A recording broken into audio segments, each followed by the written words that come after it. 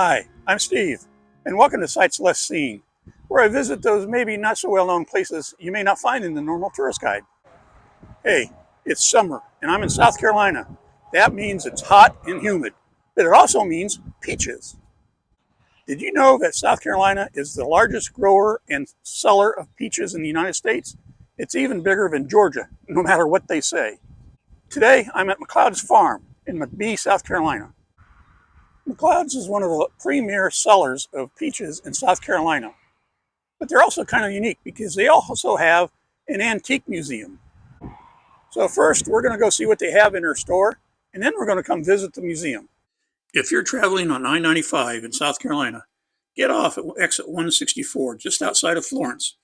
Head west on US 52 and then onto South Carolina 151 for about 32 miles. Just outside of McBee, South Carolina, you'll arrive at a quaint but very interesting roadside market for McLeod Farms. McLeod Farms offers a variety of fresh produce, including their famous peaches, all available for order at their market. Visitors can also explore the farm's seasonal offerings, attend field trips, and visit the Antique Museum. Founded in 1916 by the McLeod family, for over 100 years they have grown peaches and have expanded their farm tremendously since then. They currently have over 1,300 acres of peaches, 60 acres of strawberries, 10 acres of blackberries, and 2 acres of grapes. They also grow a variety of other vegetables such as corn, oats, peas, and tomatoes. The farm grows about 24 varieties of peaches, including the very popular Freestone varieties that are best for canning. They also have their own exclusive variety called Carrie Mack.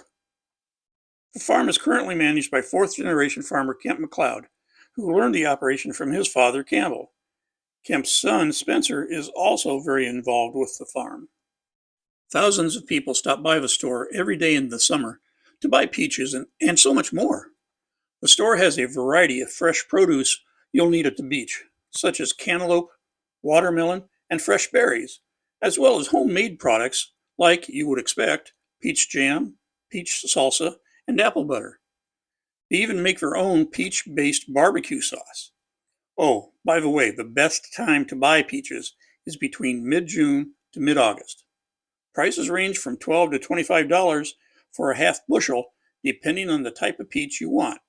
Now, obviously, you can certainly buy smaller quantities. They also have a bakery that serves up fresh baked breads, cakes, and pies.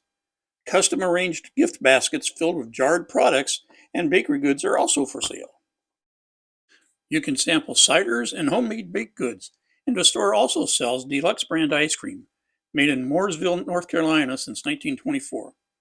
It tastes so good that customers swear it's homemade. Now, my wife and I both bought ice cream cones, and I tell you, they're not wrong. As you can see, they have rows and rows of jarred peach products, such as salsa and cider. The variety of peach-related products is amazing. You can also buy some unusual salsa, such as bean, tomato, blackberry, and corn. There's also corn relish, squash pickles, and even watermelon rind pickles. A variety of ciders is also available, such as strawberry, blackberry, peach, of course, and muscatine and Scoopermong, which are southeastern U.S. grape varieties. The newest addition to McLeod Farms Market is Biggs Meats and More. Biggs has a variety of beef and pork cuts at butcher shop prices, and a wonderful selection of deli sandwiches, hamburgers, and salads that you can eat there or take with you. Keep in mind, though, that if you're there in the summer, there is limited indoor seating, like maybe 1 or 2 tables. Outside, the tables are under tents and cooled by fans, but it still gets pretty hot in July and August, so be prepared. This is, after all, South Carolina.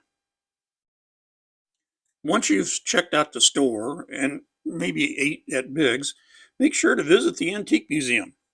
It's small, but it has a large variety of stuff, and it's free. I was really surprised by the number of vintage cars it has. Both the cars and the farm equipment range from the early 1900s to the 1960s and 1970s. Of course, the emphasis of the museum is on farm equipment and cars. The farm equipment is outside and consists of just about all of the machinery used on a typical farm, way before these big monstrosities with computers in them showed up. There's a variety of tractors from throughout the years, but you also see hay rakes, bug sprayers, seed planters, and manure spreaders. By the way, I can remember as a kid riding on the tractor with my father and moving the handles around to make the manure spreader work. For some reason, it was great fun watching a bunch of cow poop being spread across a field like that.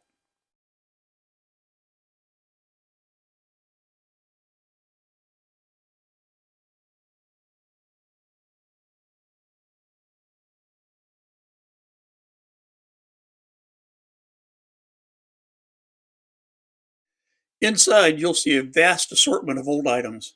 There are old style phonographs, some of which only played 78 RPM records. Matter of fact, I still have one.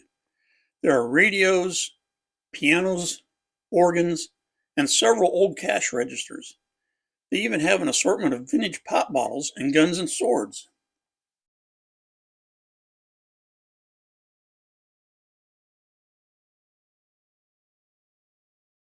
The collection of antique cars is what really interested me. All of them are in working condition, and some look like they just came off a showroom floor. Some of the more interesting ones are a 1930 pickup, a 1913 Ford,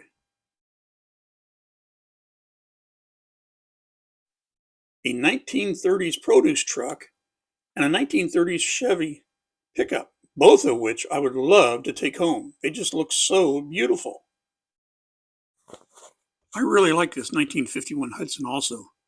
You know, the Hudson Motor Car Company was founded in 1909. However, in the 1950s, Hudson merged with the Nash Car Company to become the American Motors Corporation, AMC. Interesting note, Hudson was one of the first automobile companies to hire a female designer, doing so in 1939. This 1910 McLaughlin is really a beautiful car also. McLaughlin was a Canadian manufacturer of carriages founded in 1867. He moved to cars in 1907 and eventually was sold to General Motors Canada in 1918. Another interesting car is this 1952 Crosley. Crosley was a Cincinnati based company founded by Powell Crosley in 1939, being one of the first to build subcompact cars. He wanted to build inexpensive small cars that were affordable to the masses. I think it's interesting that he had the same idea that Ferdinand Porsche had in 1937 when he created Volkswagen. Unfortunately, Crosley went out of business in 1952 as people became more interested in large cars. Boy, look at the simplicity of this dashboard compared to today's dashboards with their padding and dials and screens and something like what, 1,000 different buttons to push? With a rich history and a commitment to quality, McLeod Farms provides a unique experience for customers looking to enjoy locally grown fruits and vegetables. From gift baskets to jarred products, the farm showcases the best of South Carolina's agricultural heritage. Additionally, the museum adds to the visit, providing a short walk through history. This stop is definitely worth a short break from that monotonous drive along I-95.